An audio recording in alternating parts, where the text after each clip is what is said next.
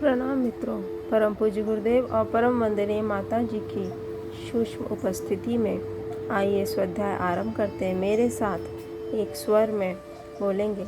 ओम भूर्भुवः स्वाहा तत्सवितुर्वरेण्यं भर्गो देवस्य धीमहि धियो यो नः प्रचोदयात्।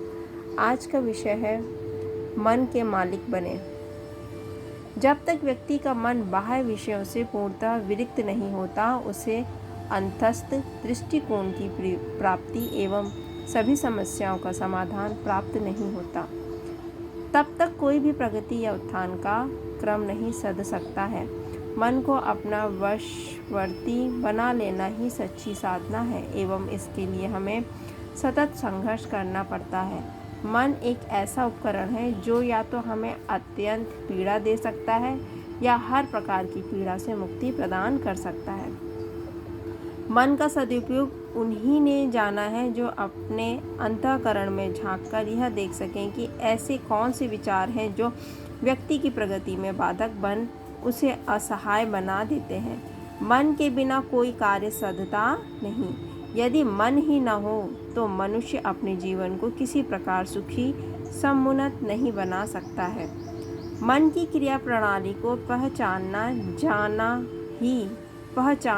जाना ही वास्तविक धर्म है एवं इसके बाद मनुष्य को अपने विकास की दिशा में बढ़ने में कोई कठिनाई नहीं रह जाती है।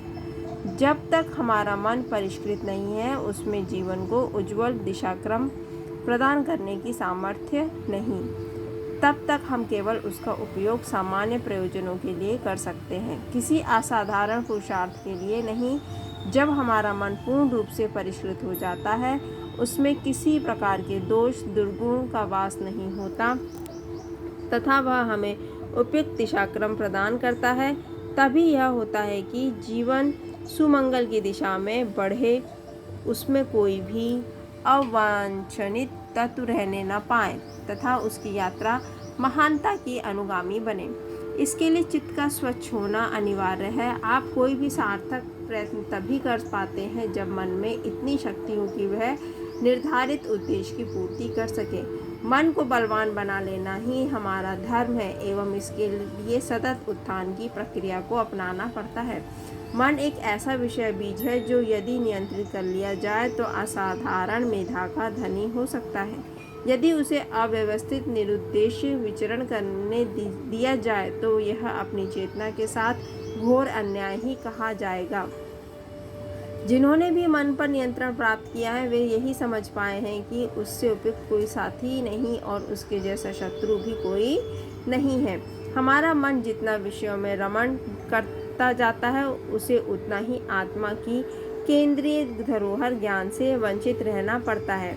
आप ज्ञान के उपासक बनिए, मन को कभी अपने ऊपर बोझ न बनने दें, यह आपका सहयोगी बने। ऐसी ही प्रार्थना हमें ईश्वर से करनी चाहिए।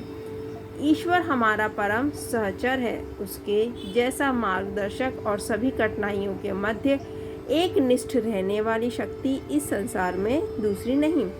जैसा चाहे वैसा बन जाना ही मनुष्य की वास्तविक सफलता है। इसके लिए उसे त्याग की वृत्ति को अपनाना पड़ता है। मन को अपने अनुसार चलने दीजिए, उसके प्रभाव में बाधा न बनिए। बस उसे पूर्ण रूप से स्पष्टता प्रदान करने हेतु अपनी आत्मा के उच्च संस्कार का स्मरण रखिए।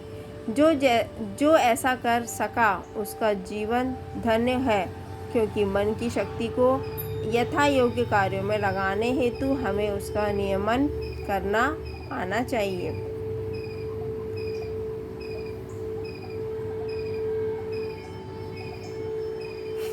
जो कि तभी संभव है जब मनुष्य अपनी आत्म प्रेरणा से संयुक्त हो, उसे किसी प्रकार की चिंता न रहे तथा उसका क्रियाकलाप सदा उच्चतर उमंग का प्रतिनिधि बने। यही मन को साधने की प्रक्रिया है। जिसे अपने मन पर पूर्ण विश्वास है, वो यह जान गया कि मन मेरी मुक्ति का भी कारण बन सकता है और मेरे बंधन का भी। वो जानता है कि जब तक मैं स्वयं को मन के गति चक्रों से बांधे रखूंगा, अपनी आत्म संपदा को भुला इस संसार को ही महत्व देता रहूंगा, तब तक मन मेरा वास्तविक साथी या मेरे क्रिया प्रयोजनों का आधार नहीं हो सकता। मन का मालिक हो जाना भी एक विज्ञान है। इसके लिए सतत संघर्ष की यात्रा पर चलना होगा, जो कि यही है कि हमने मन को एक उपकरण बना उससे जीवन के अनुसंधान में वह एवं हर प्रकार की व्याधि विकार से परे उसका समायोजन करने की दिशा में कदम बढ़ा लिया है।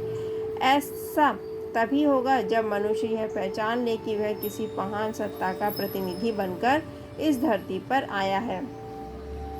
उससे उसी के अनुरूप आचरण करना है तथा उसके क्रियाकलाप सदा अपने आदर्श अनुरूप हों। जब ऐसा हो जाता है तो मनुष्य किसी पारदर्शी चेतना का धनी तथा विचारों से समुज्ज्वल कहलाता है। उसका जीवन सदा उस उत्कर्ष की भावना से प्रेरित होता है जो किसी भी आत्मपथिक की संगी है। इसके बिना जीवन पूर्ण रूप से शांति को प्राप्त नहीं करता तथा बिना शांति के ही मुक्ति संभव नहीं है। हमें यह समझना चाहिए कि जिसके द्वारा जीवन संचालित है वह आत्मा ही है तथा उस आत्मा का प्रहरी यह मन यदि ईश्वर निर्दिष्ट कार्यों को करने लगे तो महान सौभाग्य का धनी कहलाएगा। ईश्वर एक सिद्धांत है अपनी आत्मा को पूर्ण उत्सर्ग प्रदान करने का। यदि यह है तो कोई भी कठिनाई हमें अपने पथ से विचलित करने की सामर्थ्य नहीं रखती है। इसे ही मनुष्य का दिव्य वैभव कहेंगे। अपने मन को आत्मा का अनुवर्ती बनाइए, उसे पूर्ण रूप से विषयों से विलग होने दीजिए। मन जितना आत्मा के संसर्ग में विकसित होता जाएगा, जितना उसे आरोहण का पथ प्रदान किया जाएगा, उतना ही वह अपनी शक्ति पर विश्वास कर सकेगा। ऐसा ही मन जीवन में उन्नति एवं सफलता का आधार बनता है। इसमें एक छोटी सी कहानी भी जुड़ी हुई है, इसे भी स्वाध्याय करते हैं।